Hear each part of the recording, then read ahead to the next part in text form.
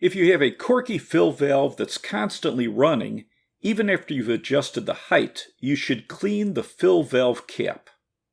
Turn off the water valve to the toilet, remove the refill tube, push up on the raised edge of the top cover to remove it.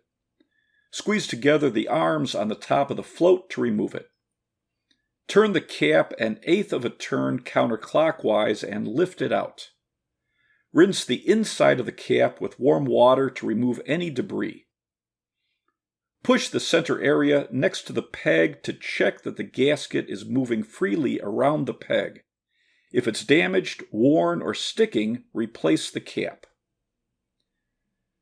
To replace or install a new cap, position the hose barb so it's on the side with the opening on the top cover. Turn it clockwise to lock it in place. Squeeze the arms on the float to set the slots around the posts on the cap. Check that the float moves freely.